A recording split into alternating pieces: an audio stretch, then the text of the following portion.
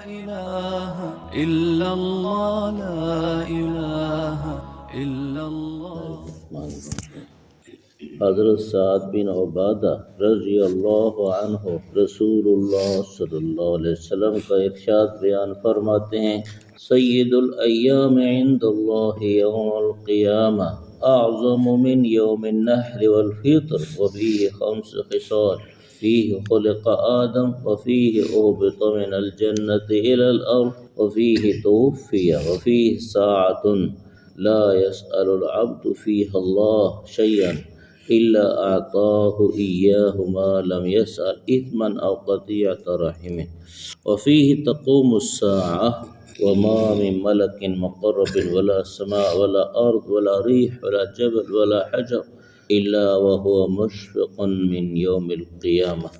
اللہ تعالیٰ کے ہاں دنوں کا سردار جمعہ کا دن ہے.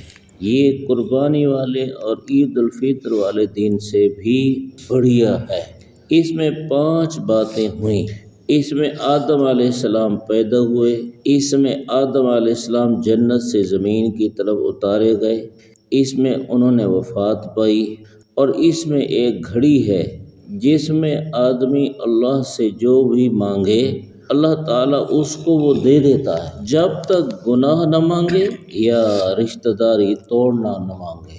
اور اس میں قیامت قائم ہوگی. جمعے کے دن میں قیامت قائم ہوگی. جو کوئی مقرر فرشتہ ہے، آسمان ہے، زمین ہے، ہوا ہے، پہاڑ ہیں، پتھر ہیں، ان میں سے ہر ایک جمعے کے دن سے ڈرتا ہے. اس حدیث پاک میں حضور صلی اللہ علیہ وسلم نے جمعے کے دن کا افضل ہونا بیان فرمایا کہ جمعے کا دن سب دنوں سے افضل ہے، حتیٰ کہ عید الفطر اور عید الاضحیٰ سے بھی افضل ہے. قربانی والے دن سے اور عید الفطر والے دن سے بھی افضل ہے، اعظم و افضل ہے. پھر یہ دنوں کا سردار ہے، اور سردار وہ ہوتا ہے جو قوم میں سے بڑا ہوتا ہے، افضل ہوتا ہے، تو یہ دنوں میں سے افضل ہے. اس لیے ایک حدیث پاک میں لفظ آیا کہ اس افضل دن میں تم درود شریف کثرت سے پڑھا کرو. تمہارا درود شریف مجھ پر پیش ہوتا ہے. جو امتی درود شریف پڑھتا ہے اس امتی کا درود شریف حضور صلی اللہ علیہ وسلم کی خدمت میں فرشتوں کے ذریعے عرض کر دیا جاتا ہے کہ یا رسول اللہ فلاں نے آپ پر درود شریف پڑھا. تو آپ نے فرمایا مجھ پر کثرت سے درود شریف پڑھا کرو. تو ایک عمل اس میں یہ ہے. اور ایک اس حدیث پاک میں عمل بتایا گیا کہ جمعے کے دن میں ایک خاص گھڑی ہے جس میں بندہ اللہ تعالیٰ سے جو مانگے، جب تک گناہ کی بات نہ مانگے تو اللہ تعالیٰ اس کا مانگا ہوا اس کو دے دیتے ہیں. علماء کا ایک قول یہ ہے کہ اذان اور خطبے کے درمیان کا ٹائم ہے، اور ایک قول یہ ہے کہ عصر سے مغرب تک کا ٹائم ہے. تو لیکن پورا بتایا نہیں گیا کہ وہ کون سا ٹائم ہے. یہ اس لیے نہیں بتایا گیا تاکہ جمعے کا دن زیادہ تر مومن اللہ سے مانگتا ہی رہے، بس تاکہ اس کے مانگتے رہنے سے جب اس گھڑی بھی مانگ رہا ہوگا جس گھڑی میں دعا کی قبولیت ہوتی ہے تو اس کی دعا قبول ہو جائے گی، اس کو عطا ہو جائے گا. اس لیے سارا دن آدمی اللہ سے مانگنے میں لگا دے. پھر اس حدیث پاک میں حضور صلی اللہ علیہ وسلم نے 5 باتیں بیان فرمائیں دین کی وجہ سے جمعے کے دن کو فضیلت ہے. ان میں سے ایک تو وہی قبولیت والی گھڑی، اور ایک آدم علیہ السلام کی پیدائش. اور ظاہر ہے کہ ہمارے ابا کی پیدائش سے ہم کو بھی اللہ تعالیٰ کی نعمت حاصل ہوئی. اگر ابا نہ آتے تو ہمیں کیسے وجود ملتا. پھر ان کا جنت سے زمین کی طرف اترنا، اگر یہ بھی نہ ہوتا تو بھی ہمیں اولاد انسانیت پیدا نہ ہوتے. تو یہ بھی ہمارے اوپر اللہ کا احسان ہے. اور اسی میں انہوں نے وفات پائی. کسی انسان کا اور خاص کر کے اللہ کے پیارے انسان کا اس دنیا میں وفات پانا بھی اللہ کا احسان اور نعمت ہے کہ یہ اللہ سے مل جاتا ہے، اللہ تعالیٰ کے انعامات تک پہنچ جاتا ہے. اور 5واں بتایا کہ جمعے کے دن میں قیامت قائم ہوگی.